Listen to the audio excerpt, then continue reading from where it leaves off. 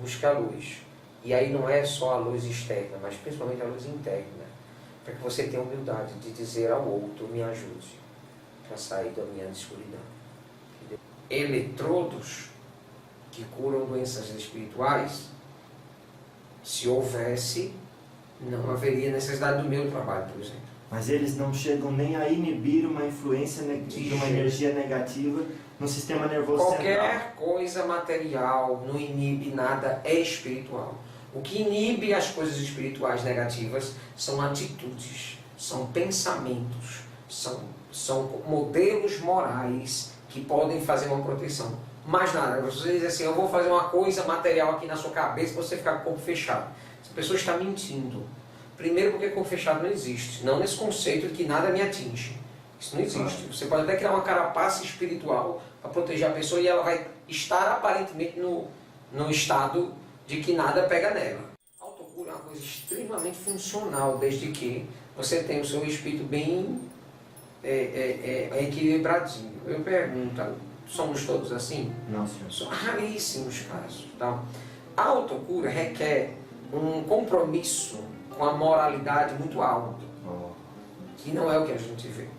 A autocura ela é muito importante quando o espírito já tem um certo grau de desenvolvimento moral que permite a ele, por exemplo, tomar decisões extremamente assertivas em relação à sua própria conduta. Então, essa pessoa ela tem capacidade de dizer assim, não, essa doença aqui eu não quero mais. Então, ela é como se fosse um espírito evoluído tomando decisão. Quando você não é assim, não é essa pessoa, geralmente o ideal é você pedir ajuda. Aí você vai precisar do médico, do rezador, do médium, do espírito, do isso, daquilo, daquilo outro. Então, por quê? Porque é uma forma também da gente aprender com o outro, a gente desenvolver a humildade de pedir ajuda. Querendo ou não, vocês estão encarnados, precisam uns dos outros. Bom. E é importante vocês entenderem isso.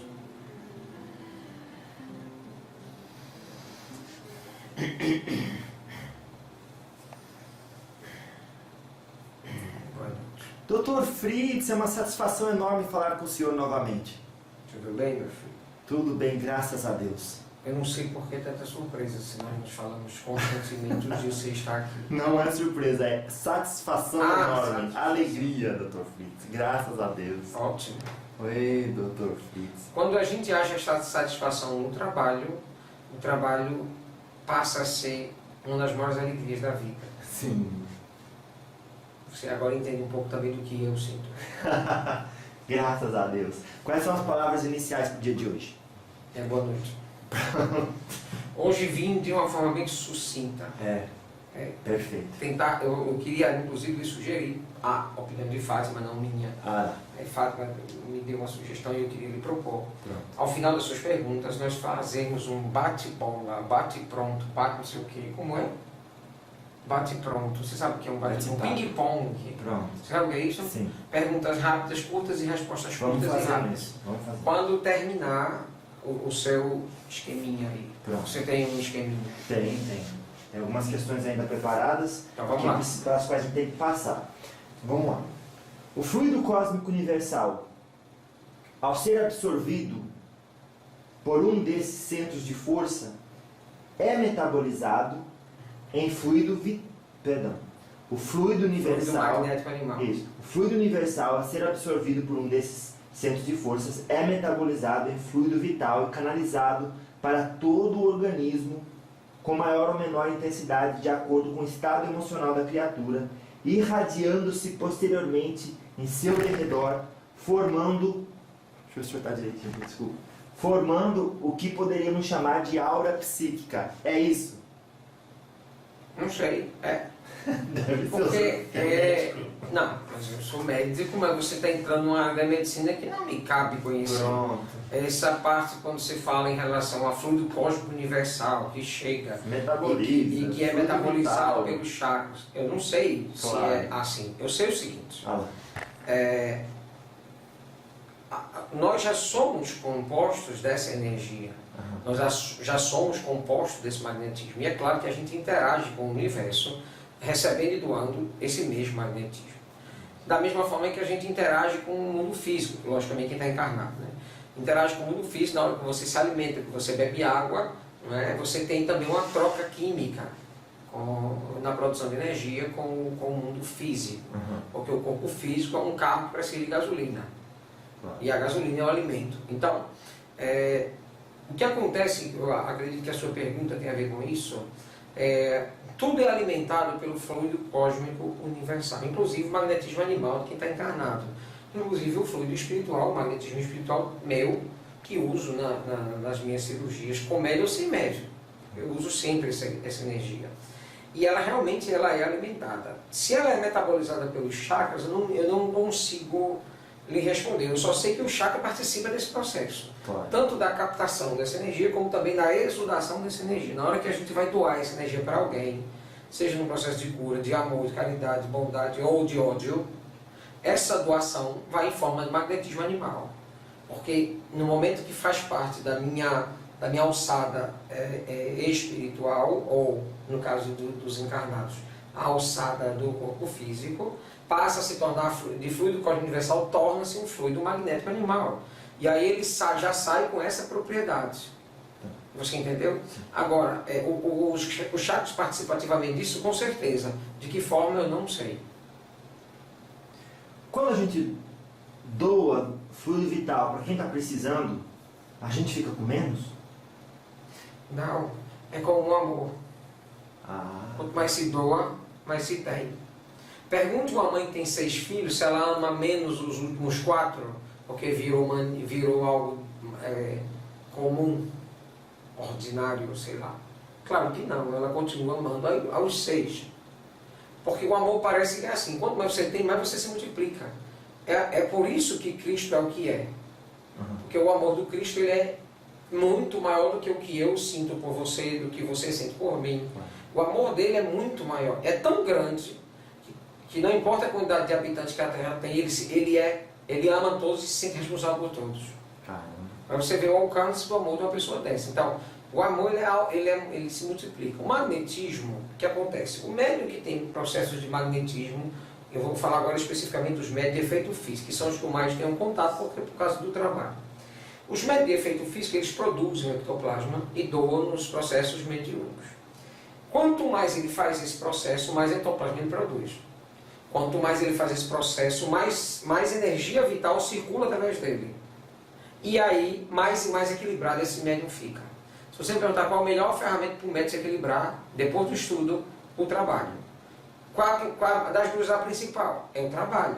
Mas é bom trabalhar estudando, é bom trabalhar sabendo o que está fazendo. Quantos anos dura um curso de medicina na Terra? 5 anos, 6 anos, 10 anos? Na espiritualidade dura 23. Mas o que me faz o médico que eu sou? Foram os 23 anos estudando, 13 anos estudando, ou foi a minha prática desses o que eu peguei nesses 13 anos e coloquei em prática? Você entendeu? Então é isso que faz o médium. É isso que faz com que o médium tenha qualidade fluídica. Quanto mais ele doa fluido, mais fluido ele produz. Sim, senhor. Há casos de convulsões. Só falar uma observação que Fátima me orienta agora, e ela tem razão para isso. No entanto, mesmo que quanto mais ele doa, mais ele produz, é óbvio que isso gera uma fadiga. Uma fadiga energética. Porque no momento que você doa muito, a produção não é na mesma velocidade, ela demora. Igual doação de sangue. Exatamente. Ótima comparação. Você doa o sangue, mas você tem que passar um tempo sem doar de novo, até que a medula óssea possa produzir novamente aquela quantidade de sangue e aquele nível de quantidade sanguínea possa se reequilibrar. Certo. É a mesma coisa. Então há uma fadiga. Essa fadiga é rapidamente recuperada. Certo? E ela é mais facilmente recuperada quanto mais a pessoa trabalhar. Então aquele médico que é muito servidor, ele tem uma facilidade maior de recompor essa energia do que aquele médico preguiçoso. Há casos de convulsões que acontecem pela ligação com o tubo raquidiano e a influência magnética de um espírito obsessor? Perdão, há casos de quê? Convulsões. Se há convulsões por causa de vampirização ou processos obsessivos? Isso. Claro. E ligação com o tubo raquidiano? Com certeza.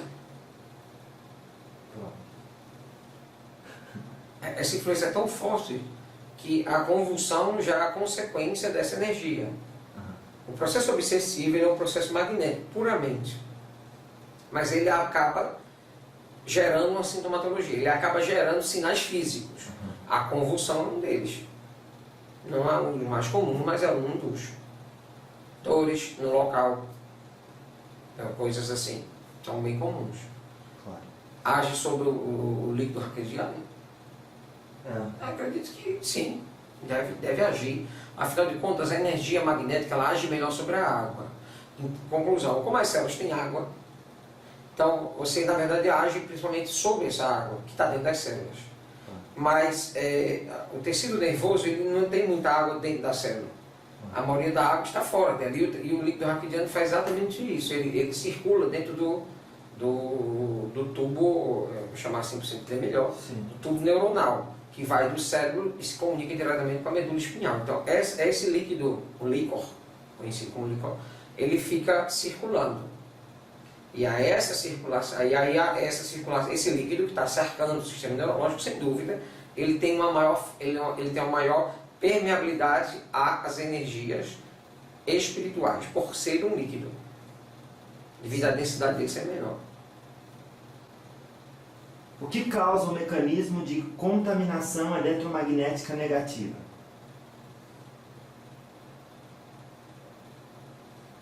Primeiro eu tenho que entender o que é que essa pessoa que fez essa pergunta entende por contaminação eletromagnética negativa. Eu vou tentar responder primeiro mudando a pergunta, infelizmente. Me perdoe, o autor da pergunta, mas eu tenho que fazer uma pequena modificação. Sim. Talvez a grande preocupação dele seja como fazemos para nos livrar de miasmas? Energias negativas, aquelas energias que se apregoam. Sim. Não é? Primeiro, ele só se apregou se você vibrar da mesma merecê-la. Tente jogar pensamento ruim em quem é bom. Tente jogar pensamento ruim em quem é bom. Passa de longe, desvia. Não gruda. Não pega. Claro. É como se é o mesmo que acontece por que um cirurgião usa luva? Para não contaminar a hora da cirurgia e também para não se contaminar.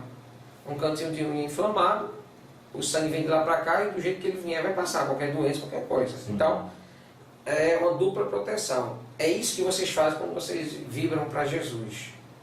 Quando vocês vibram para Jesus, vocês criam ao redor de vocês uma proteção. E aí essas energias negativas, que está chamando de eletromagnética negativa, chegam na pessoa, mas elas não ficam, elas não grudam, elas não têm ligação, é mais do que isso, elas não têm conectividade. Aí ela chega, mas ela se esvai. A pessoa pode até sentir um pouco ela, mas imediatamente ela se esvai pelo amor e pela caridade. É o que acontece com a maioria? Não. A maioria das vezes, quando essas energias vêm, energias de inveja, pensamento negativo, pensamento negativo às vezes de pessoas que lhe amam, que dizem que lhe amam, essas energias pegam e pegam fácil. E aí, por quê? Porque a outra pessoa que está recebendo, ela já é um receptáculo de energia ruim, porque ela também vibra negativo. Então, na mesma hora, há uma conexão, uma sintonia, essa energia fica e ali só o futuro e Deus pode descobrir o que é que pode acontecer. Portanto, os passes magnéticos aplicados em casa espírita, mais comumente em casa espírita, ou as bênçãos aplicadas na igreja católica, ou as bênçãos aplicadas nas igrejas evangélicas, ou o jorei aplicado na igreja messiânica, ou as meditações no budismo, tudo isso ajuda a livrar esses miasmas. Pronto. O senhor acabou de responder também a questão sobre oração e vigilância cura doença? Oração e vigilância a oração e vigilância não é que ela cura, ela é uma grande profilaxia à doença. Então você evita algumas doenças. Se eu disser que cura, eu estaria mentindo, porque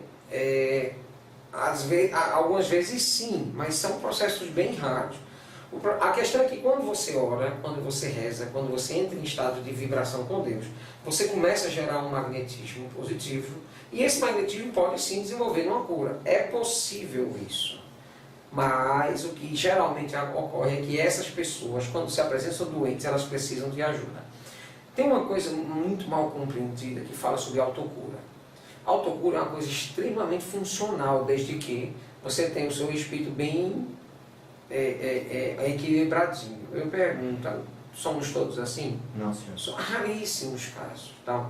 A autocura requer um compromisso com a moralidade muito alto, que não é o que a gente vê. A autocura ela é muito importante quando o espírito já tem um certo grau de desenvolvimento moral que permite aí, por exemplo, tomar decisões extremamente assertivas em relação à sua própria conduta. Então, essa pessoa ela tem capacidade de dizer assim, não, essa doença aqui eu não quero mais. Então, ela é como se fosse um espírito evoluído tomando decisão. Quando você não é assim, não é essa pessoa, geralmente o ideal é você pedir ajuda. Aí você vai precisar do médico, do rezador, do médium, do espírito, do isso, daquilo, outro. Então, por quê? Porque é uma forma também da gente aprender com o outro, a gente desenvolver a humildade de pedir ajuda. Querendo ou não, vocês estão encarnados, precisam uns dos outros. Boa. E é importante vocês entenderem isso. Doutor Filho, você está querendo dizer que os espíritos evoluídos não precisam da gente? Claro que não. A gente é que precisa deles. Bezerra de Menezes precisa de mim? Para quê? Agora eu preciso dele. Claro. Graças a ele eu tenho uma oportunidade de trabalho que eu tenho. Dr. Freitas, o que o senhor acha da atuação dos eletrodos? Onde, encostando onde há uma carga negativa ou influência, a pessoa deve estar com uma dor de cabeça e por conta de ter atraído carga negativa, e essa carga negativa está disparando no sistema nervoso central e causando ali uma dor. Tem como atrair a negatividade com as pilhas, com eletrodos? Esses eletrodos que você considera são físicos ou espirituais? Físico. Não. Pronto, então respondeu. Não, mas me perdoe, eu tenho que fazer uma observação sobre essa pergunta. Pois não. É uma pergunta de uma pessoa que está com a cabeça que ela já não sabe, está confusa, ela já não sabe o que é material e o que é espiritual. Uma coisa espiritual geralmente só se resolve com algo espiritual. Uma coisa material geralmente se resolve com algo material. Às vezes ela se confunde, às vezes uma coisa tem que entrar no campo da outra, que é normal. Até a mediunidade é algo que vive nos dois mundos, vive no mundo da materialidade e no mundo da espiritualidade. No entanto, os equipamentos materiais, que a pergunta é essa, Claro. estão longe, muito, muito longe, mas muito, muito longe de atingirem a condição de gerar uma cura no perispírito. Muito longe. Está tão longe que eles mal conseguem gerar cura do corpo. Eles são materiais, o corpo é material e às vezes não consegue curar. Então é necessário uma intervenção medicamentosa, é necessário uma intervenção cirúrgica. Isso, aquilo, faz um milhão de intervenções e às vezes não cura. Então as coisas materiais ainda estão muito aquém diante das dores físicas e muito, muito, muito mais aquém dos problemas espirituais, que são muito mais facilmente resolvidos através das atitudes de transformações morais. Porque isso sim é o melhor remédio para o espírito. São as pílulas do amor. A pílula da caridade, a pílula do perdão, a pílula da bondade, da indulgência, a pílula da fé. Essas pílulas são o melhor remédio para a alma. Eletrodos que curam doenças espirituais, se houvesse, não haveria necessidade do meu trabalho, por exemplo. Mas eles não chegam nem a inibir uma influência de uma energia negativa no sistema nervoso central. Qualquer coisa material não inibe nada espiritual. O que inibe as coisas espirituais negativas são atitudes, são pensamentos, são modelos morais que podem fazer uma proteção. Mais nada, você diz assim, eu vou fazer uma coisa material aqui na sua cabeça para você ficar com o corpo fechado. Essa pessoa está mentindo. Primeiro porque corpo fechado não existe, não nesse conceito de que nada me atinge. Isso não existe. Você pode até criar uma carapaça espiritual para proteger a pessoa e ela vai estar aparentemente no estado de que nada pega nela. Só que em algum momento essa carapaça, por mais que ela seja revista várias vezes, em algum momento essa carapaça deixa de existir. E aí a peia que está acumulada naqueles anos que você viveu com ela, vem tudo ao mesmo tempo. Aí a pergunta que não quer calar, vale a pena? É mais fácil ter um pouquinho de humildade, pedir ajuda, fazer o que é certo, cuidar da mediunidade, cuidar da sua espiritualização, cuidar da sua transformação ética, moral. Será que isso não é o melhor? Pelo menos é isso que as religiões professam. E eu acho que as religiões estão certas em relação a isso. Claro. As religiões, elas oportunizam a transformação moral. Essa questão eu ouvi um médico, uma médica espiritual incorporada asseverando esta frase como realidade. Sim. Vou pedir o vosso ponto de vista, como médico também. Adorei o que você falou. Ponto de vista. Porque eu não sou dono da verdade. Porque o senhor fala diferente dela, que ela está errada, né? Exatamente. Pronto. Significa apenas que talvez ela tenha experiência diferente da minha. Ela disse o seguinte: o sexo entre homossexuais, ao ser praticado, soma, aí eu coloquei entre parênteses, piora a condição que aquele espírito veio corrigir para desenvolver, para devolver ao equilíbrio essas energias, a masculina e a feminina, supostamente desvirtuadas em vidas passadas. Entendeu? A colocação dela. As colocações que ela fez em relação ao desvirtuamento de posicionamento masculino e feminino em vidas passadas pode até estar correto. Mas para ela ter feito essa observação, provavelmente ela não é homossexual. Sim. Se ela fosse, ela entender que o buraco é muito mais profundo e a questão é muito mais complexa do que uma breve colocação desse nível. As diversas formas de sexo, de sexualidade, ou de expressões da sexualidade, elas ocorrem porque as pessoas precisam passar por experiências.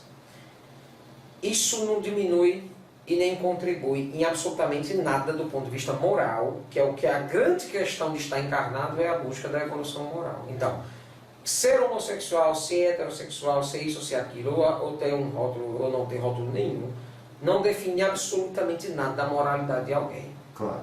Tem muita gente por aí que é heterossexual, isto é, que é um homem que tem relacionamento com mulher e que são verdadeiras peçonhas sociais. Pessoas que têm um péssimo trato com a sua moralidade, que conduz até mesmo a sua vida sexual de forma doentia e que gera para si e para muita gente um monte de problema. No entanto, a gente tem vários exemplos de pessoas que são homossexuais extremamente corretas, pessoas equilibradas, pessoas de caráter, de bom senso e que têm uma predisposição enorme para o bem e para o amor. Aqui mesmo na Casa Caridade tem vários trabalhadores voluntários dessa casa que são homossexuais assumidos. E se abstém de sexo? Não. Pronto. De jeito nenhum, porque abster-se de sexo não significa que você está resolvendo alguma coisa. Porque olha só, se você tem um distúrbio sexual, se você tem um vício do álcool, por exemplo, se você parar de passar na frente do bar, você não está resolvendo seu vício. Porque o seu vício ele tem uma conotação moral dentro da sua vida. Você precisa resolver a questão moral que envolve ele. A sua fragilidade moral que faz com que o vício seja uma opção. Mesmo que você pare de beber, que você nunca tenha bebido nessa encarnação, a vontade nunca te deixa. Por quê? Se você realmente não resolver isso moralmente dentro de você. Concluímos, você continua alcoólatra. Então você continua doente, mesmo não bebendo. Então, não praticar sexo como uma oportunidade, como uma forma de dizer assim, não, estou me purificando, comparando para fazer sexo. Essa pessoa pode estar abrindo mão de responsabilidade em relação a si mesma. Ela talvez não tenha feito ainda um processo meditativo para poder perceber se ela realmente nessa encarnação tem o direito de não passar pela sexualidade. Porque isso, para a maioria das pessoas, é uma grande provação. Sim. Então, esse controle é importante. Agora, se esse sexo é óbvio que o sexo homossexual, vou falar do sexo homossexual masculino. Sim. O sexo homossexual masculino ele requer mais cuidados do que um sexo heterossexual, por vários motivos. Sim. Porque a parte final, o ânus é a parte final do intestino. Nós sabemos que no intestino existe uma grande quantidade de bactérias. Essas relações sexuais elas geram microfissuras na parede intestinal e isso pode ocasionar pequenos processos infecciosos bacterianos que caem na corrente sanguínea, desenvolver alguns tipos de problemas como pericardites bem silenciosas, doenças bem... Entendeu? Então, essa pessoa que quer ter esse tipo de relação, aconselho que ela tenha isso, o faça de forma muito saudável, com muitas precauções, certo? diferente do aparelho sexual feminino, que é mais bem preparado, foi criado, né, basicamente dessa forma para isso. Então ele tem uma lubrificação, ele tem toda uma questão de posicionamento, de tamanho, que facilita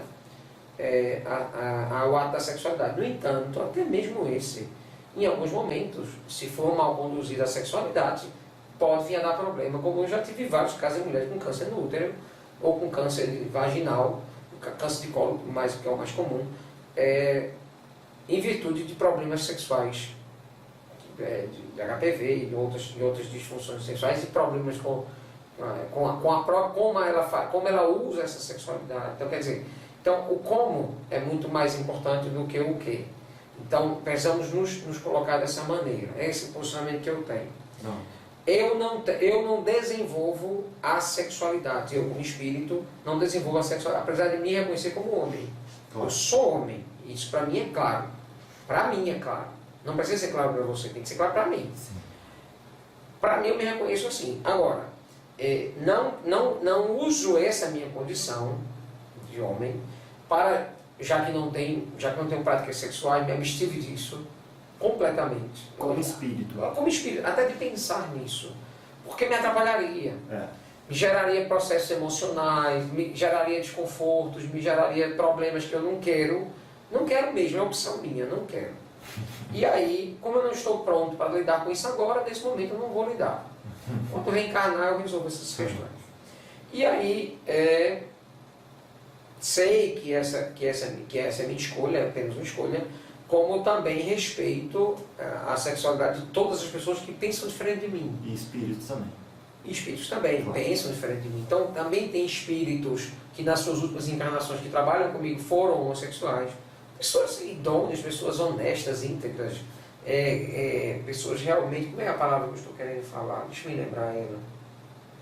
Me ajude, Fátima.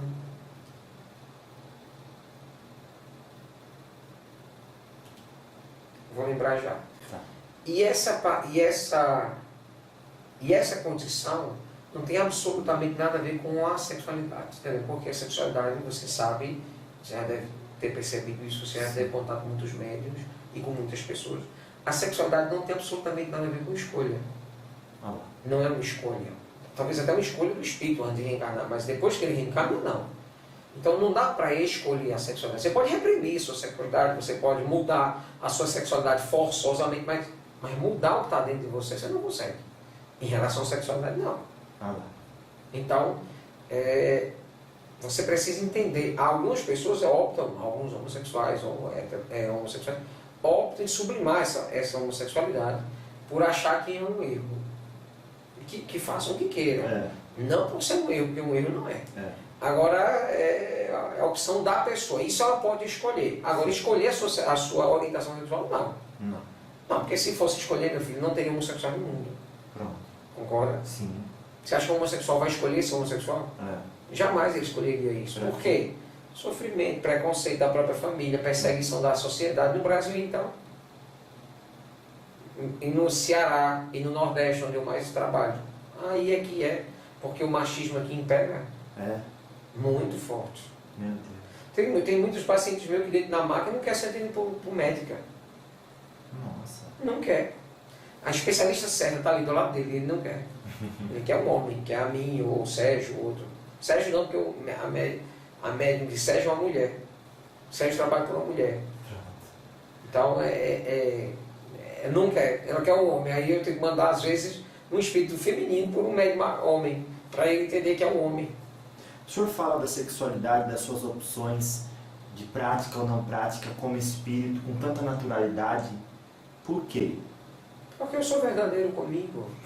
Como é que eu não vou ser natural com as minhas opções? Se para mim elas são tão claras, tão cristalinas. Digo que quem vê e ouve ou está lendo essas linhas agora pode refletir da seguinte forma: mas espírito não faz sexo? Não sei. Faz? A cada um de aprofundar seus conhecimentos. Agora, o que eu sei é o seguinte, que o amor não morre. Pronto. Isso não morre. As relações íntimas de duas pessoas não dizem respeito a absolutamente ninguém. Então, como eu não tenho relação nenhuma, eu não sei se o espírito faz sexo. Agora eu respeito a decisão de qualquer pessoa, seja espírito ou encarnado, de ter ou não sexualidade, ou ter ou não ato sexual. Isso é uma decisão da forma como achar melhor. Claro. Desde que não haja agressão, não haja crime, não haja subjugação, não haja coisas assim, tá tudo certo. Então a sua colocação aqui, o sexo entre homossexuais, ao ser praticado, não é o fator que soma a condição que aquele espírito veio corrigir. Nem é uma condição para corrigir, o senhor está dizendo. Não. É uma condição para somar os números de experiências há que ele algumas tem. coisas a corrigir, exatamente. Claro. Há algumas coisas para ele corrigir, claro que há. Se a pessoa for homossexual, é óbvio que ela vai passar por um intempérie gigantesco de preconceito. Ela vai ser alvo de um enorme preconceito, da família, dos amigos, da sociedade, por aí vai. Então é óbvio que essa pessoa vem com uma aprovação difícil. Sim. É claro que sim. Claro. Mas daí, ela sublimar essa sexualidade, porque isso é a condição para se vê o homossexual, que é a relação que ela está fazendo, se vê o homossexual tem que sublimar, porque senão você está em contrário ao processo evolutivo. Não. Piorando a sua condição. Exatamente, tem absolutamente nada a ver com a outra. É como se a homossexualidade fosse um crime espiritual, que a pessoa fosse condenada a ele, vindo homossexual na Terra, e para ter que sublimar, para poder provar alguma coisa para alguém. Isso não existe. Isso é um absurdo até. Foi muito bom o senhor esclarecer isso, porque como é um espírito que passa muito conhecimento e tem muita coerência no que fala, aí coloca uma frase dessa, fica assim, uau.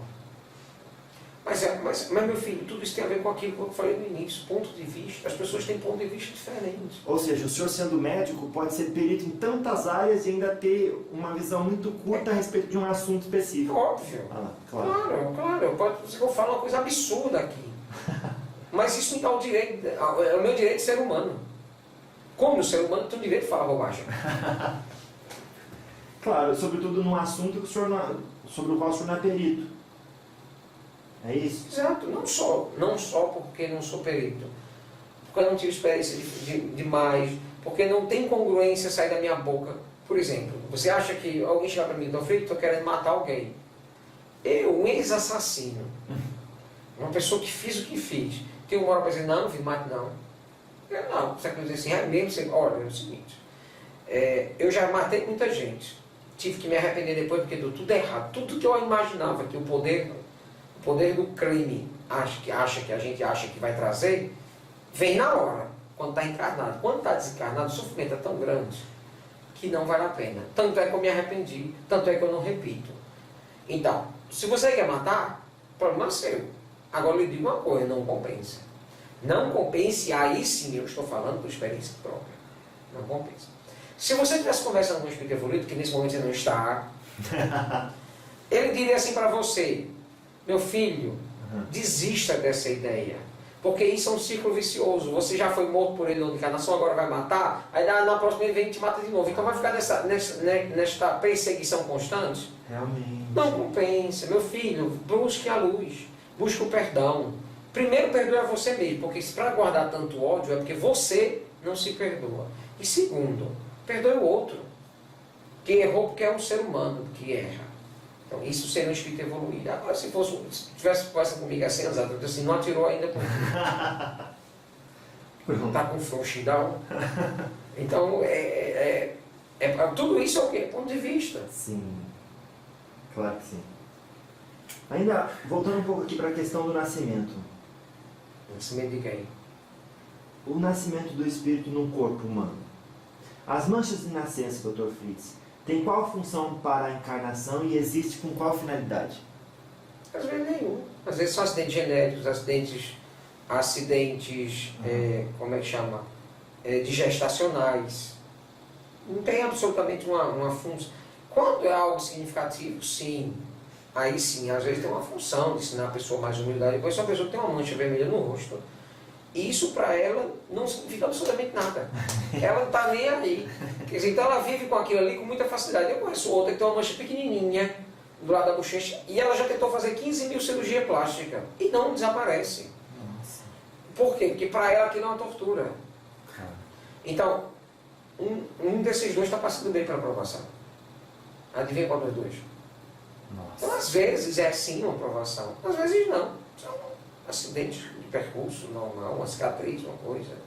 Nada tão significativo assim. Agora, às vezes, o que acontece muito, talvez essa seja um pouco a pergunta que aqui a gente está respondendo a pergunta, mas também tentando entender o que é que o perguntador quer. Às vezes, manchas perispirituais de outras encarnações vêm para nos dar sinais de humildade. Por exemplo, uma pessoa que desencarnou num tiroteio, um tiro no pescoço, vem com a mancha no pescoço, no local onde morreu, onde levou o tiro que levou ele a óbito na encarnação passada, para que ele tenha mais humildade, para que o espírito possa ter esse discernimento. O encarnado não vai lembrar. Ele não vai lembrar que aquela mancha que ele tem no pescoço foi um tiro que ele levou, ele não vai lembrar isso. Mas aquela mancha que ele tem no pescoço vai fazer ele lembrar que ele é um espírito. Que ele precisa ter humildade, que ele não precisa se envolver com violência, que é bom ele não pegar em arma. Por aí vai. Então aquela mancha é um bom sinal para aquela pessoa. Para as outras não serve para nada. Porque não foi experiência dos outros, foi experiência só dela. Entendeu? Pronto. Sim, senhor.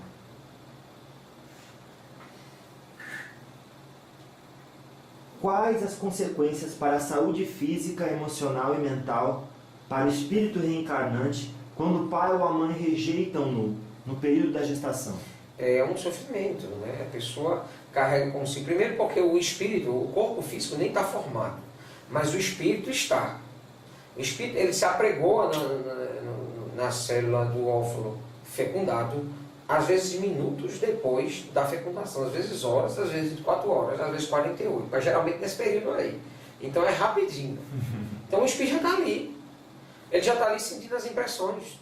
Então como é possível, por exemplo, se você fizer uma regressão de memória de uma pessoa encarnada, ela consegue regredir até o momento da fecundação se ela não tem aparelhos, ela não tem ainda o aparelho neurológico desenvolvido, ela não tem nem formação, não tem uma célula neurológica ainda, porque não houve ainda a formação nem do tubo neural. Então, por que isso acontece? Porque as impressões e as memórias não estão no corpo. O corpo é um processador de memórias, mas as memórias estão no espírito. Então ela lembra porque ela já estava lá, ela estava viva já. Então ela lembra porque está ali no perispírito dela. Então ela está consciente de tudo que está acontecendo. Então ela sente o amor, ela sente a rejeição. Ela sente o ódio, ela sente o carinho. Então ela sente tudo isso. Então o espírito, ele pode com essas informações se revoltar. Ele pode com essas informações se sentir menor, sentir diminuído. Ou então pode passar por tudo isso e dizer assim, tudo bem, é importante que me deram a vida. E interpretar dessa maneira. Então a interpretação é muito pessoal. Depende do tipo de evolução que cada espírito possui. No processo de nascimento, qual diferença faz para a saúde de quem nasce e para quem gera quando o espírito que reencarna é evoluído, é comum e é denso? Quais as consequências destes três casos para o espírito que nasce e para quem gera? É uma pergunta que tem a ver muito com situações pontuais. Eu vou tentar ser o mais generalista possível para tentar responder. Um espírito evoluído, quando ele nasce sem a dependência dos ensinamentos dos pais. É estranho dizer isso, mas eu já peguei alguns casos aqui.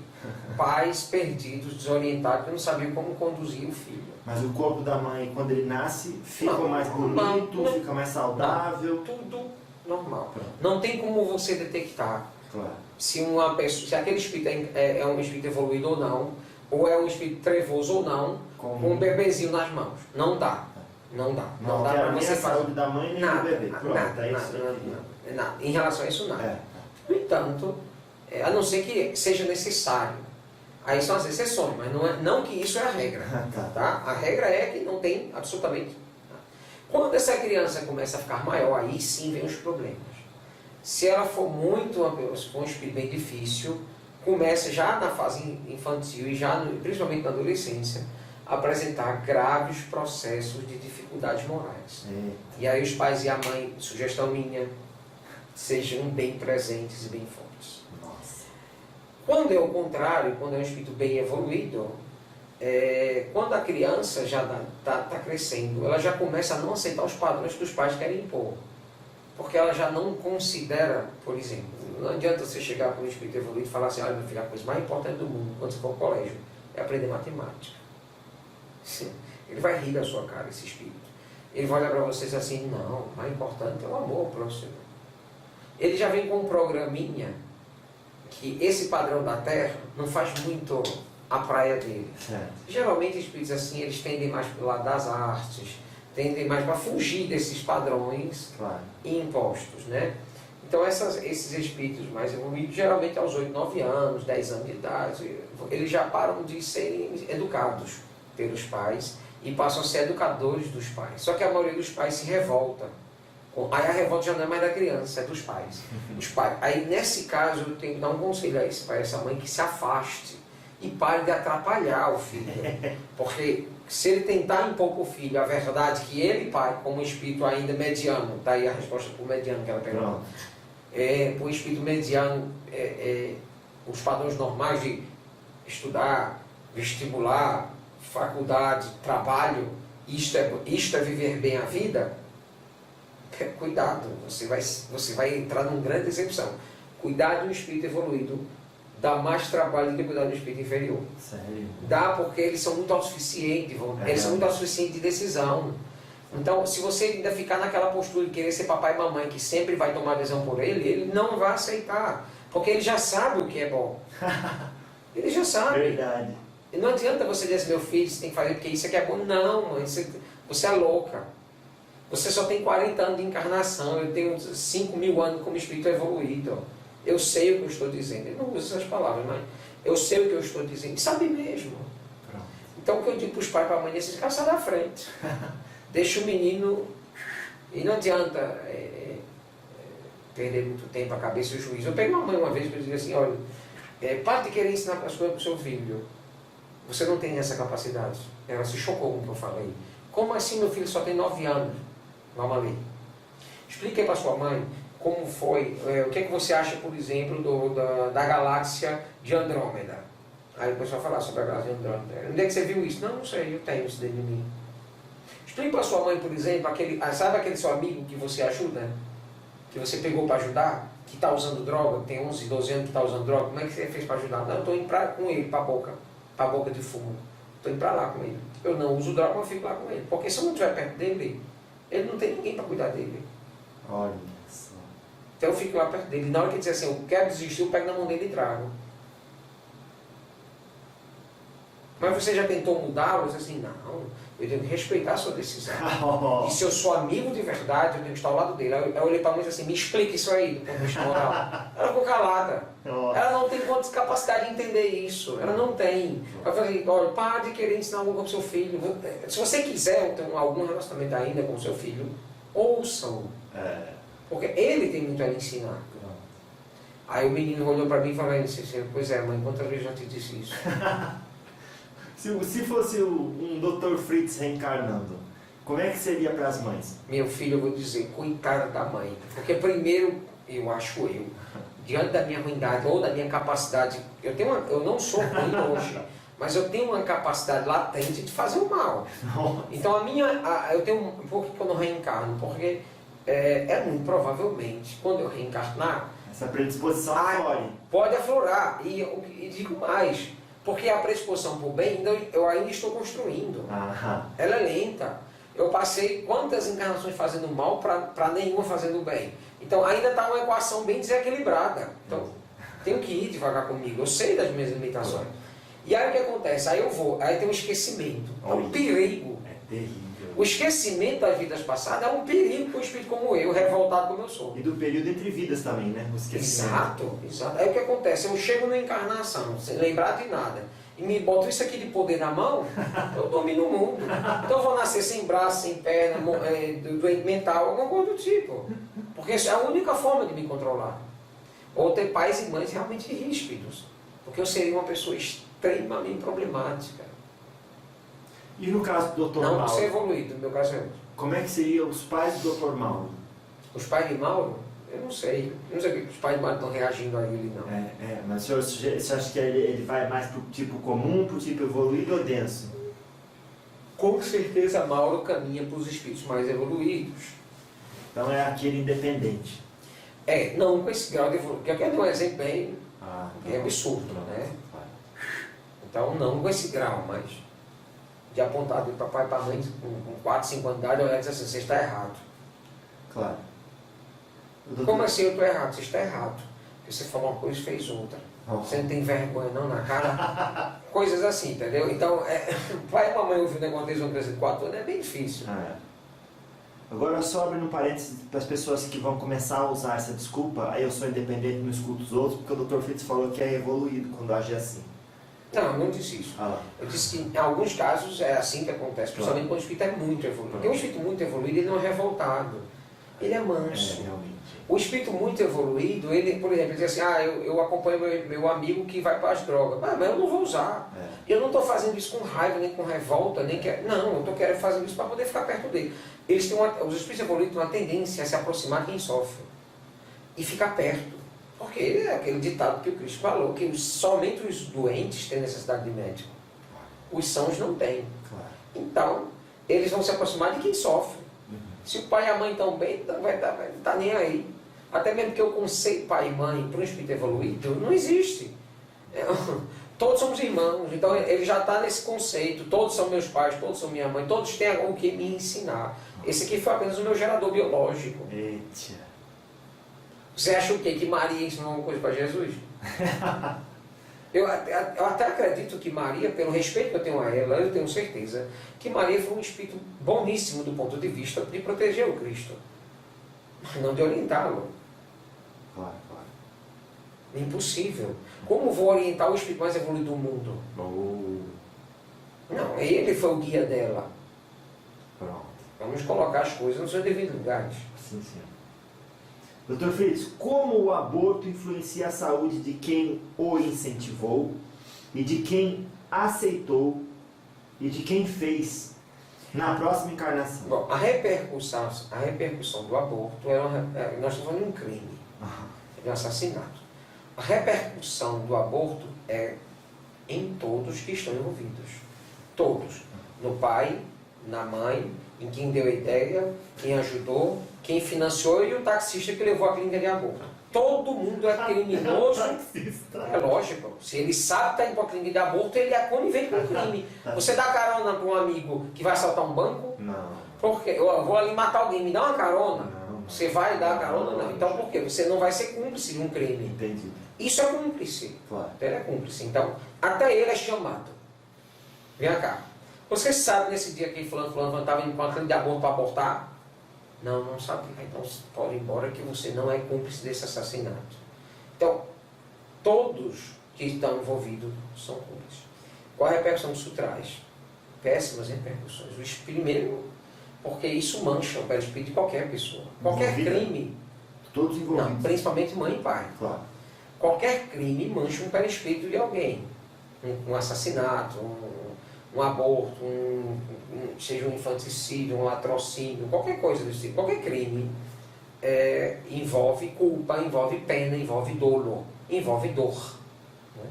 Por isso a pessoa vai sofrer consequências graves. Mulheres, por exemplo, enfermeiras que fazem aborto. Eu já peguei um caso uma vez de uma enfermeira que tinha feito participar de mais de 50 abortos. Ela tinha 50 ovoides, mais de 50 ovoides apregados no corpo dela. O que é isso? Em espírito ainda. Já pensou quando ela encarnar? Como é que isso vai repercutir? Só Deus sabe. Talvez 50 tumores malignos. Ai. Não sei. Que talvez uma doença que comece pelo útero. Claro. Eu não sei. Eu não sei como isso vai repercutir nela fisicamente, mas que vai haver uma repercussão sem dúvida. Sem dúvida. Ou talvez seja uma repercussão bem minimizada se esta criatura, ao reencarnar, começar a salvar vidas. Sim. Começar a praticar o amor e a caridade. Nós não estamos condenados ao sofrimento que um dia nós causamos, mas nós estamos condenados a pagar essa dívida, seja pelo amor ou pela dor. A escolha é de cada um. Se um abortado perseguir os responsáveis, Deus permite que sua influência cause doença nos culpados? Com certeza. Isso é o que mais vemos acontecer. O Senhor curaria... Seria a justa razão. Curaria o quê? A mãe? Não tenha dúvida. O senhor curaria uma mãe que está doente porque abortou? Sim, já fiz isso várias vezes. Quem sou eu para fazer esse julgamento? As más tendências do espírito rebelde pode ser curada ou inibida para não aflorar com a terapia do amor familiar? O senhor falou um pouco disso. Pode ser curada sem a terapia? Com a terapia? Óbvio, claro. Só pode ser curada com terapia de amor. A rebeldia só é contida com amor.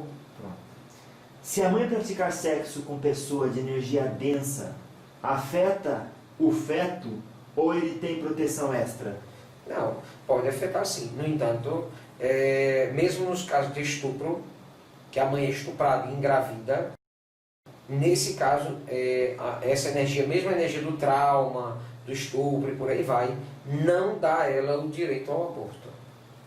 Em nenhuma hipótese. Justifica, essa é a próxima pergunta, justifica a mãe abortar quando foi estuprada? Não, de jeito nenhum. Agora acabei de dizer que não. Agora vamos explicar a situação. Se formos olhar uma encarnação somente pelo ponto de vista da matéria, da encarnação atual, nada mais justo do que abortar um filho de um estuprador. Nossa. Nada mais justo. No entanto, quando a gente analisa a coisa do ponto de vista espiritual, das várias encarnações, quem foi estuprada e quem engravidou de um estupro, acredite, merecia esse fim. Tanto merecia que Deus permitiu que isso acontecesse. Quem somos nós para ir contra Deus? Deus permitiu porque de alguma forma esta criatura em alguma encarnação anterior fez algo pior ou do mesmo nível ao que sofreu agora. Então um dia ela foi algoz e agora ela está sendo vítima. O que eu sei é uma coisa, que ninguém passa por um sofrimento que Deus não permita.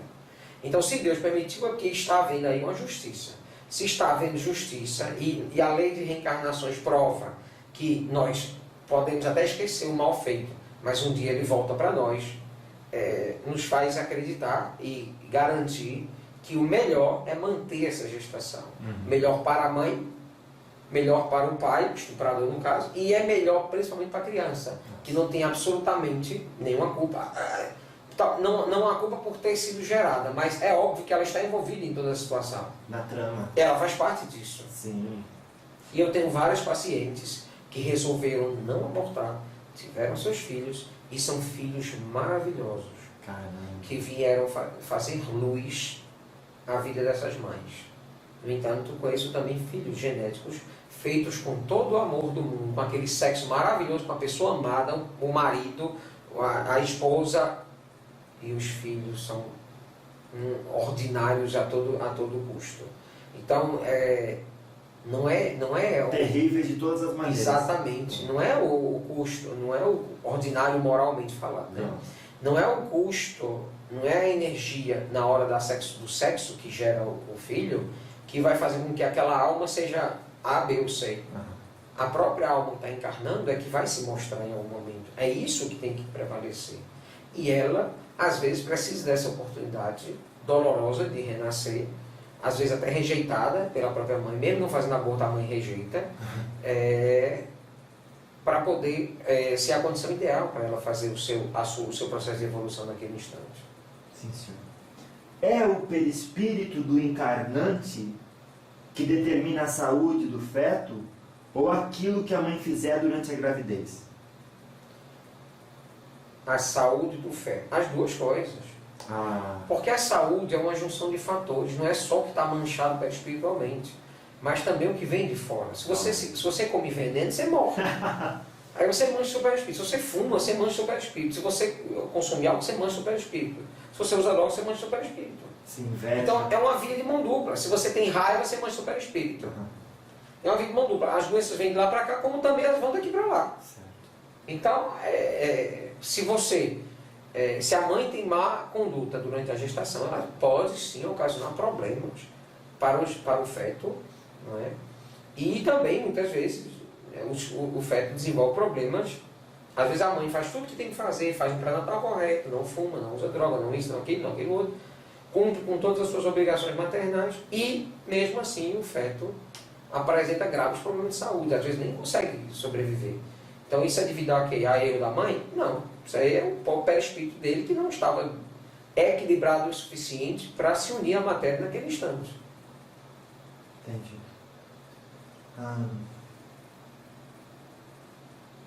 qual o benefício para a manutenção da saúde, ou prevenção de desequilíbrios, o entendimento do que seja anjo da guarda e da força da oração?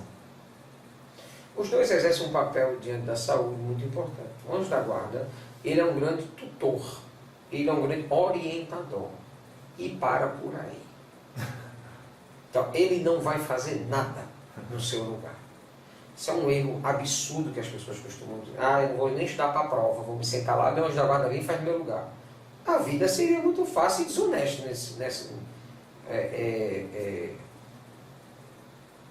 a vida seria muito desonesta se fosse assim. Então, a função do anjo da guarda não é isso. A função do anjo da guarda é de orientar, é dar energia de ânimo, é dar força, é vibrar com você, é dar para você condições energéticas ou psicológicas para que você saiba o caminho melhor para seguir. Isso não significa, isso pode influenciar na sua saúde, sim, mas não de forma direta. Ele não pode evitar que você adoeça, principalmente aquelas doenças crônicas que você vai precisar ter para aprender alguma coisa. Na condição de espírito desencarnado, o senhor sabe a diferença entre anjo de guarda e guia espiritual? Sim. O anjo da guarda é o responsável pela sua encarnação. É aquele espírito designado para cuidar de você a vida inteira. Ele não fica 24 horas com você, porque ele também é óbvio, né? Não faz sentido. Não é um espírito humano, não? Sim, é. É um espírito humano. É. Claro. E ele fica ali responsável por você, na maior parte do tempo, ali cuidando de você, com atenção em você. É como uma mãe que cuida de um filho de 1 ano. Ela fica 24 horas do lado do filho? Não, mas o menino está aprendendo a andar, então você deixa ali num local mais ou menos seguro, mas você tem que ir lá de vez em quando ver como é que está. Então, o anjo da guarda é isso. O guia espiritual ele tem a ver com missão. Eu sou teu guia para essa missão aqui, ó. Nada tem a ver com a tua paternidade, com a tua família, com nada disso, não. Minha função é só vir aqui te guiar nessa missão. Entendi. Vou dar um exemplo disso. Emmanuel, que era aquele padre, né, que foi o guia do seu Chico. Então, o que ele fazia? Ele orientava ele na missão. Foi quando ele chegou aos 17 anos de idade do médium, para dizer, pronto, agora estou aqui. Antes eu não estava. Ele não era anjo da guarda. Minha função agora é guiar você em relação à sua missão, como médium. Pronto, a missão dele especificamente era essa. E mais nada. Ele não podia chegar para dar notícia da vida pessoal dele. Ele não podia chegar para dizer assim, olha, faça tal coisa com a sua sexualidade. Ele não podia tomar essa decisão, nem dar recado. Entendi. Nesse sentido. Podia apenas orientar, dar orientações quanto à conduta mediúnica, quanto à conduta moral que envolve a mediunidade e o seu convívio. E ajudar aquele médium para aguentar firme, certo, durante o processo da missão. Então, essa foi a função dele, como guia. Isso, guia. Entendi. Não sou guia de Roberto. Não. E nem o anjo da guarda, muito menos. Porque para isso precisaria ser porque o guia espiritual, ele não precisa necessariamente ser um espírito evoluidíssimo. Ele pode ser um espírito que tem bastante conhecimento. Eu poderia ser um guia espiritual de um médium que faria cirurgia espiritual. Poderia ser, mas não sou. Para isso eu tenho Elias. Elias é o anjo da guarda de Roberto. E também, como é médico, ele também serve como um guia para os trabalhos da cirurgia espiritual. Aí tem outro que guia a comunicação de Roberto. Ele dá palestra, ele fala em nome da Casa Caridade, ele fala em meu nome. Ele fala, então eu tenho que ter um espírito ali para cuidar dele, para guiá-lo nesse sentido. Nas entrevistas, na televisão, esse tipo de coisa. Nossa. E aí tem esse outro espírito aqui que é responsável pela conduta moral. É o guia moral do médium. Por quê? Porque ele representa uma missão. Então ele tem que ter ali, que é Joaquim, que vai ali, ó. Joaquim vai ali pertinho para manter Roberto na linha da humildade. Porque se for só eu do lado, o negócio sai da humildade e vai para outro canto. Então é melhor outra pessoa cuidando disso. Joaquim fica mais tempo com o Roberto na Europa do que eu. Muito mais. Porque eu pedi a ajuda dele. Certo. É lógico. Meu filho, olha, sabe qual é a maior capacidade? Eu poderia dizer, a maior virtude de alguém, e é uma das minhas maiores, o que é? Reconhecer o que o outro tem para dar. E o seu limite. Isso. Nossa. Então, eu tento extrair, jamais extrairia de você algo que você não teria condição de me dar. Seria até desumano esperar algo de você que você não pode me dar. Crueldade. E a crueldade, ao mesmo tempo, me gerar uma expectativa negativa, que ia me causar lá na frente a seguinte conclusão: ixi, você me decepcionou. Não, fui eu que criei expectativa demais, diante das suas limitações.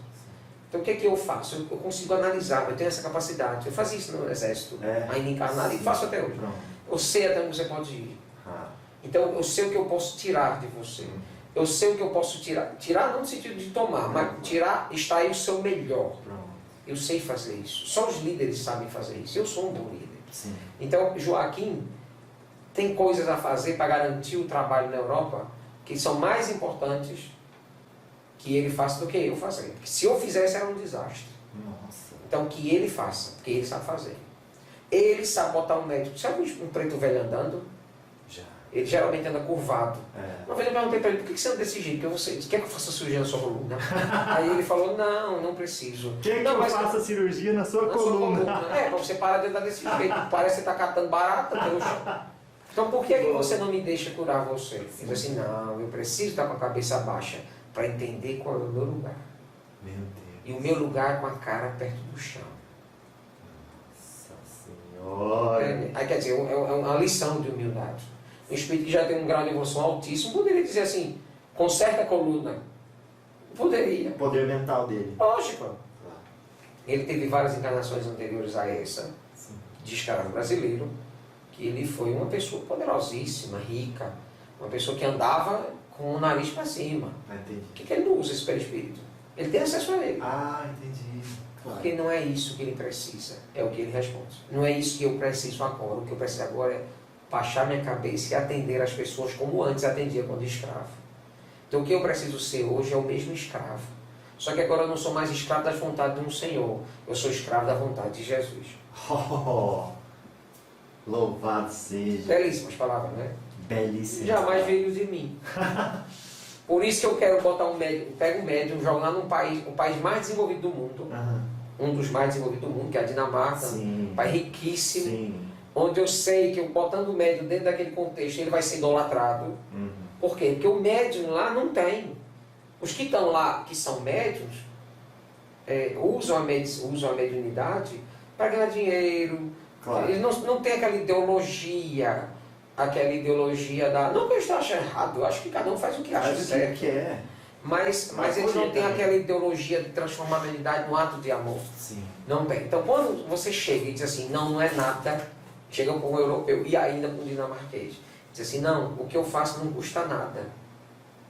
Pode vir de multidão, que eu atenderei a todos. E de graça. Então, isso choca. Esse choque eu não conseguiria gerar. E aí o que acontece? Vem de lá para cá uma certa idolatria. Pelos resultados. Pelos resultados que eu gero. Isso. Mas a idolatria não vem para mim, vem para o médium. Vai. Ou ele se livra, ou ele resolve se essa questão ganha presente, por aí vai. Não traz um. Porque não pode trazer. Não. Ele foi a orientação do Joaquim deu. Pronto. Aí ele de vez em quando chega no ouvido de Roberto, quando o Roberto está muito inchado, parece um sapo. Aí ele chega no ouvido de Roberto e diz assim, meu filho, você lembra o que você veio fazer aqui? Daquele jeitinho dele, falando errado, né? Então, Lembra. O que foi que você veio fazer aqui? Aí ele diz assim, uai, eu vim aqui para o doutor Fritz fazer isso. Exatamente, você veio aqui porque Fritz veio para cá fazer uma coisa, você veio aqui fazer nada. Então como você não é nada, baixe sua bola. Eita. Aí ele tem aquele choque, Realmente. desinfla o ego.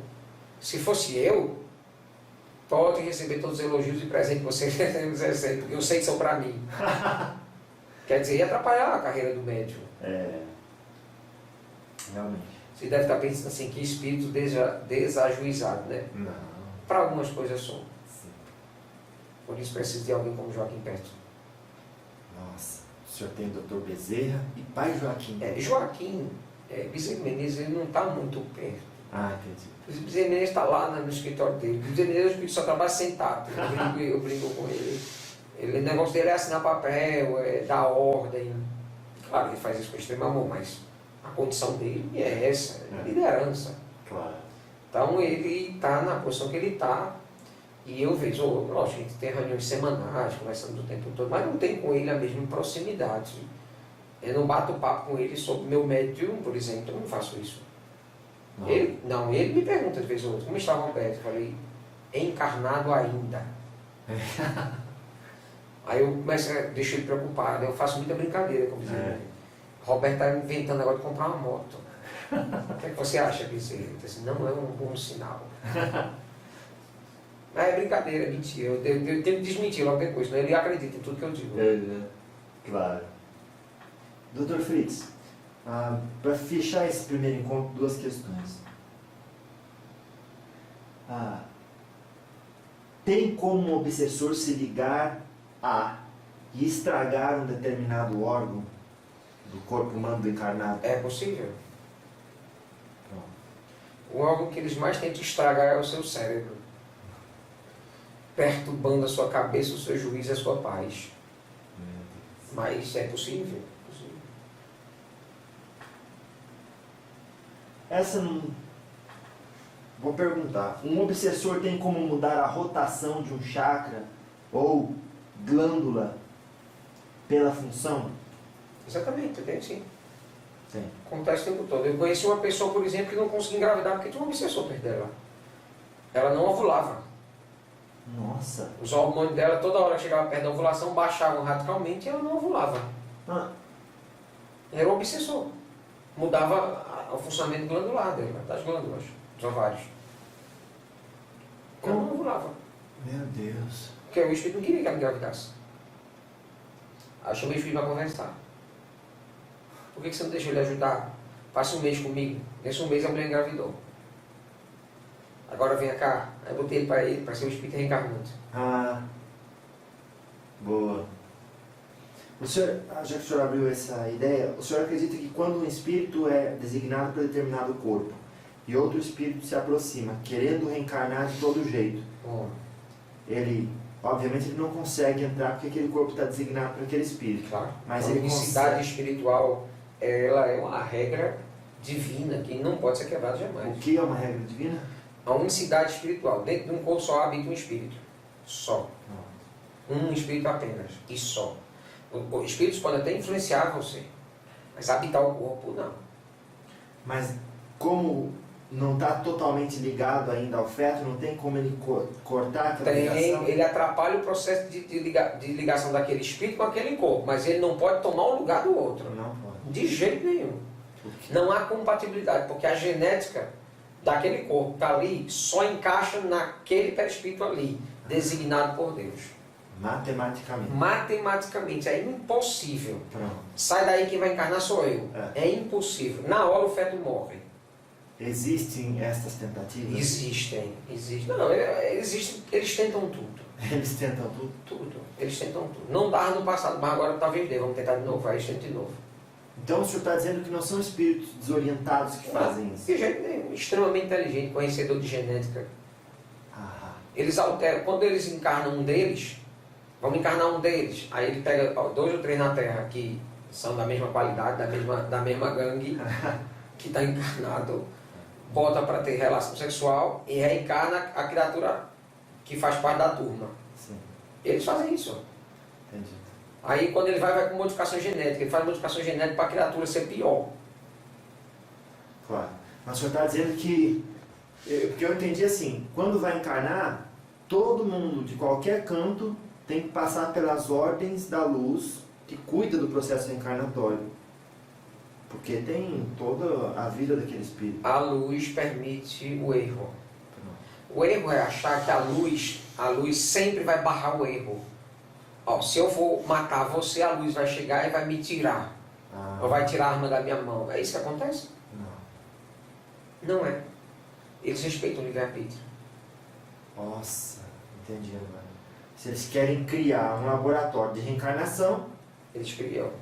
Se vai ter sucesso ou não, em alguns casos vai ter, porque a lei de causa e efeito, a lei de reencarnações, a lei de afinidades vai falar e vai permitir que isso aconteça. E a própria luz, eles não estão sabendo, mas é a própria luz que está administrando aquilo também. Claro, óbvio. Claro. É óbvio, está permitindo. Lá. Não é administrando, está permitindo. É uma loucura você achar que Deus não permite a dor. É claro que Ele permite, se Ele não permitisse, não haveria.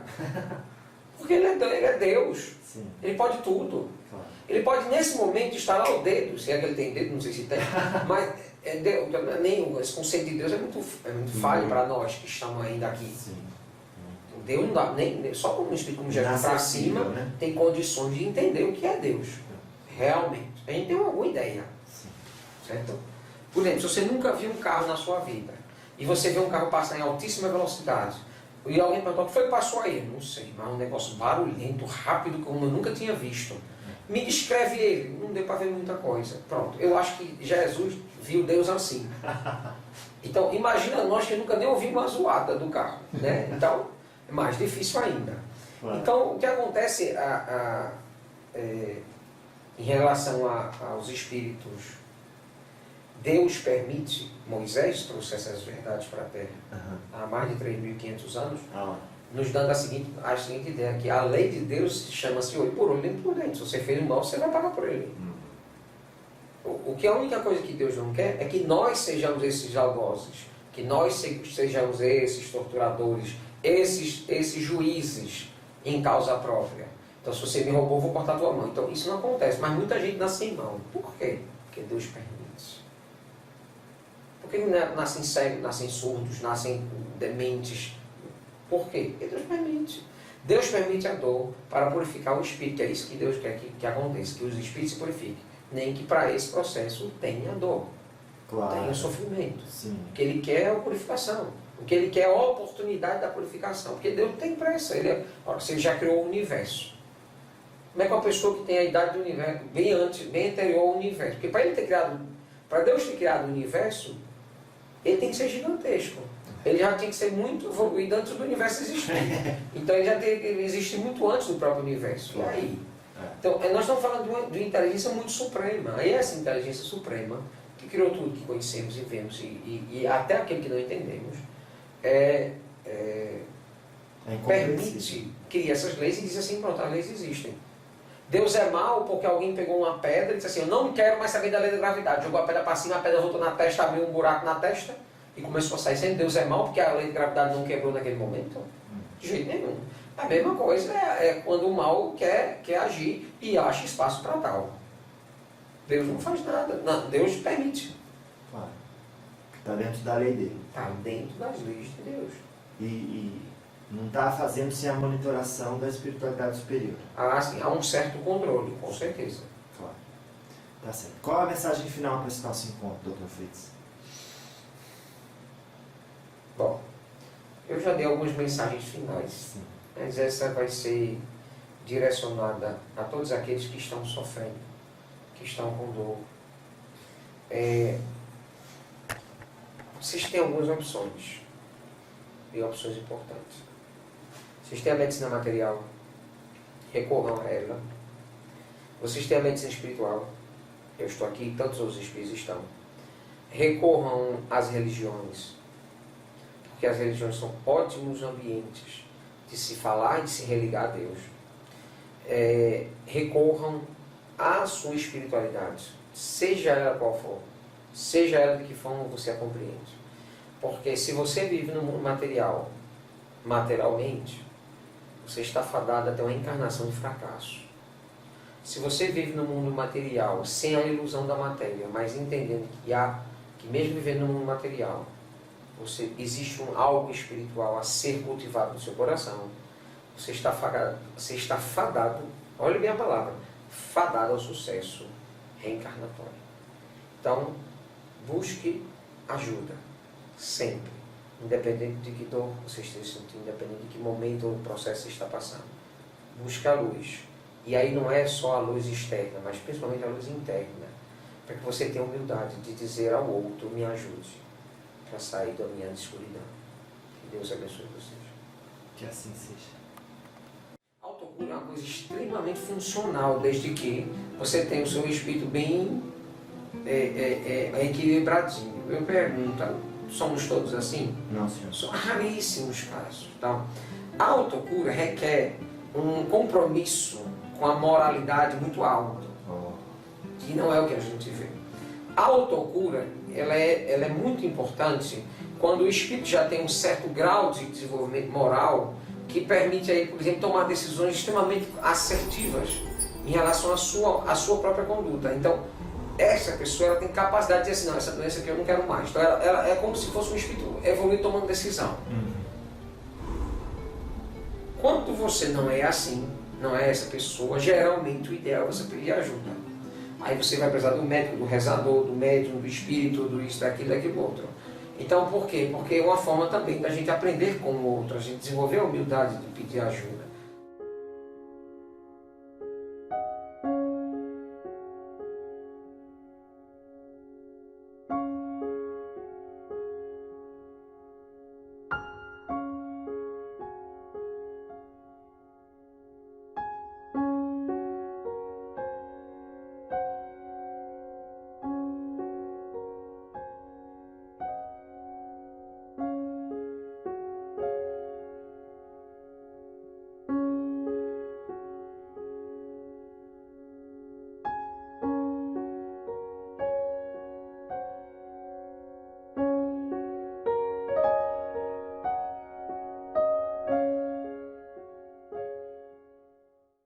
Se você vive no mundo material, materialmente, você está fadado até uma encarnação de fracasso.